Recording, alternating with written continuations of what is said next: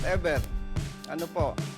Ano po ba, maliban sa Chief of Police ng Bamban Tarlac, may nakaharap ba kayo na PNP officers? Congressman Busita. Thank you, Mr. Chair. Good afternoon po sa ating lahat. Miss Alice Go, nadinig ko po kanina kay Honorable Congressman Dionisio, kayo po ay 38 years old na. Tama po ba? Yes po, Your Honor. Ngayon po, ano na po ang age ng father mo? Father ko po, 68. Okay. May information po, Mr. Chair. Do, hindi ito validated. Ang father po ni Miss Alice Go Aga mo lala. ay nasa Pilipinas na noong 1990s. Sa pagkakaalam nyo, Miss Alice Go, totoo ba ito? Hindi. Your Honor, I cannot confirm the exact year. 1990s or 2000? Your Honor, ang date of birth ko po ay 1986. So, I think before po. Yes. Miss Alice Go, sa previous hearings, nadinig po ng taong bayan na ikaw ay lumaki sa farm. Tama po ba? Yes po, Your Honor. Mr. Chair, narito po ba ang Vice Mayor ng Bamban Tarlac? Pwede po ba? Yeah, acting mayor. He was here earlier. Mayor. Mr. Chair, yung pong Vice Mayor ni Miss Alice Go bago nagkaroon po ng issue. Nag-CR, parang ang tagal. Importante kasi, Mr. Chair, yung gusto ko pong itanong sa kanya. To continue, Mr. Chair, nandiyan na po ba si Vice Mayor bago yung former Vice Mayor, Mr. Chair? To continue, Mr. Chair, Vice Mayor, former Vice Mayor,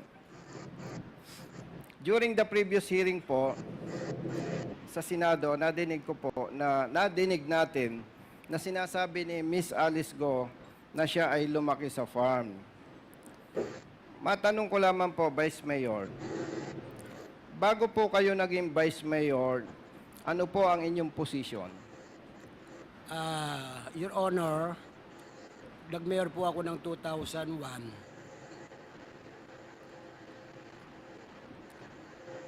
2001. Ilang years po kayong naging mayor ng Bamban Tarlac? Nag-mayor po ako ng 2001 hanggang 2004 at nag-re-elect po ako ng 2004. Natalo po ako. Ngayon po, after na natalo ako, na bumalik po ako ng 2007, nanalo naman po ako ulit ng mayor up to 2013 po. So, ibig sabihin po, naging public official kayo since 2001. Tama po? Opo. Okay.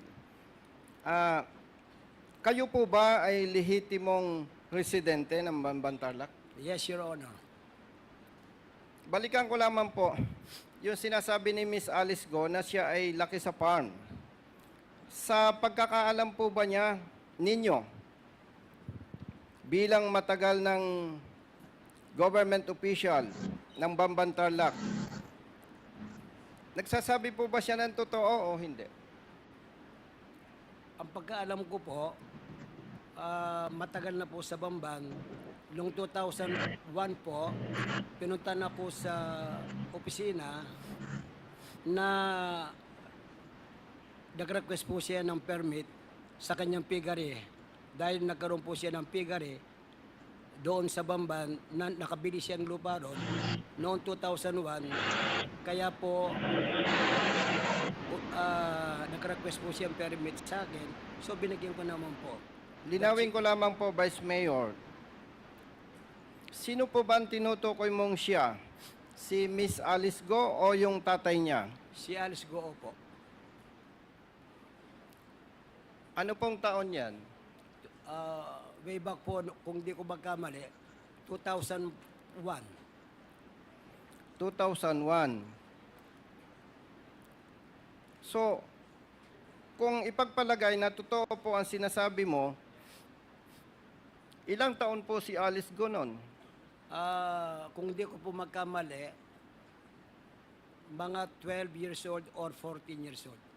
So, kung babalikan ko po yung tanong ko sa iyo, Vice Mayor, sinabi po ninyo na nag-apply ba siya ng permit? Permit po. Sa palagay po ba ninyo yung 12 years old or 14 years old may kapasidad na para mag-isip o mag-apply ng permit? Kasama po yung tatay niya. Kasama yung tatay niya. Nung panahong yon, palagay po ninyo, mga ilang taon na po ang tatay ni Miss Alice Go? Ang estimate ko po, between more than 30 years siguro.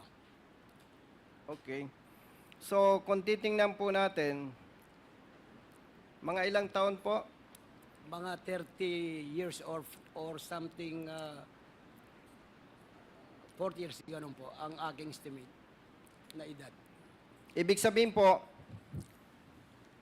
naniniwala ka na talagang si Miss Alice Go ay nung edad na yon ay nandun na sa kanilang farm.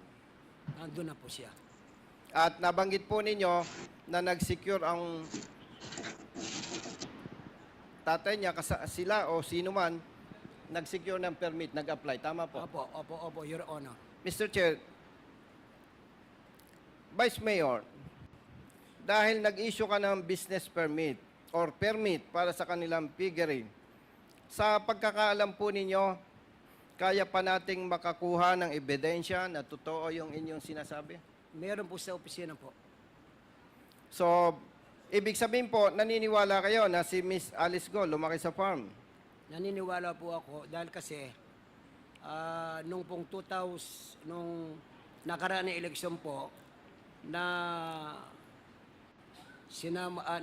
ako po yung naging vice mayor niya. Last election po, 2022. Nung natapos po ang term mo bilang mayor, at partikular itong tumakbo kang vice mayor, si Miss Alice Go ba kasama po ninyo sa partido? Kinuha po ako ng dating mayor dahil po ahabol siya ng congressman para magkaroon po siya ng mayor na tinanong po siya kung gusto niyang umabol ng mayor. In other words, hindi kayo lehitimong magkapartido ni Miss Alice Go. Nakapartido po kami ng independent. Vice Mayor, kaugnay po sa isinasagawang investigasyon ng Kongreso at ng Senado, kaugnay dito sa sinasabing illegal pogo. At sinasabi rin na si Miss Alice Go ay involved dito. Sa inyo pong, siyempre kayo po ay matagal na nanunungkulan sa Bamban Tarlac.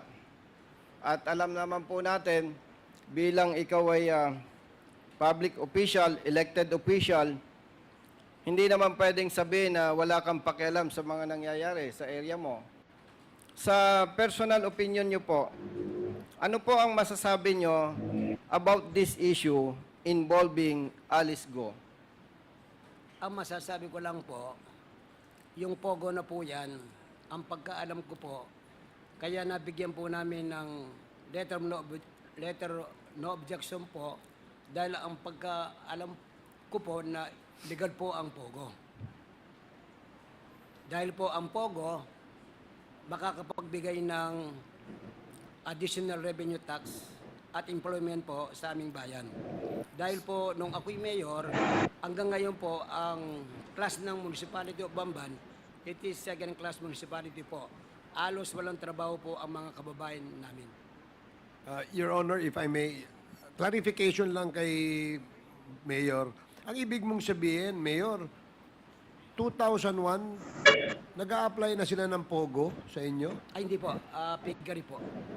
So, piggery yung in-applyan. Okay, sige. Thank you. Yes, Mr. Chair. ang intention po natin, Mr. Chair, kaya po natin na itanong yan, to establish yung aligasyon ni Miss Alice Go na siya ay lumaki sa farm. At nabanggit po ni Vice Mayor na kumuha ng permit noong I think 2000 o 2001 at sinasabi po niya na kaya pang ma-dig up o makapag-produce ng ebidensya na talagang may permit itong mag-ama ni Miss Alice Go. Mr. Chair, maaari po bang mag-request sa Vice Mayor na mag-submit ng proof na talagang nag-issue ang Bamban Tarlac ng permit para sa farm o piggery ni Miss Alice Go at nung kanyang tatay, nung kanyang father, Mr. Chair? Yes, ikaw ba ngayon ang acting mayor, Mayor? Hindi po. Hindi. Ako So po we ay- will ako po probably ay request that. Kami po ay nasuspend, Mr. Chair, Okay, sige. ng 3 months. So who's the acting mayor? si yung pong first councilor. Nandito ba siya? Andyan po, si RJ Timbang. Can we, acting mayor, humihingi ng dokumento si Congressman Busita. Narinig niyo naman yata, no, kung ano yung hinihingi niya. So can you please submit the documents to the committee? Salamat po. Thank you, Mr. Chair. Mr. Chair, itinanong ko po itong mga issue na to sapagkat hindi ko naman kilala si Alice Go at nung nasa active PNP naman ako, ibig ko po sabihin, naniniwala po ako na may mga bagay-bagay, na may mga sinasabi niya na may katotohanan. And in fairness to her, Mr. Chair, with the support of evidence or evidences, gusto po nating ma-establish na hindi lahat ng sinasabi, maaaring nagsisinungaling siya for whatever purpose, pero naniniwala pa rin po tayo at nakikita ko sa kanya, hindi siya masamang tao o whatever. Ano po?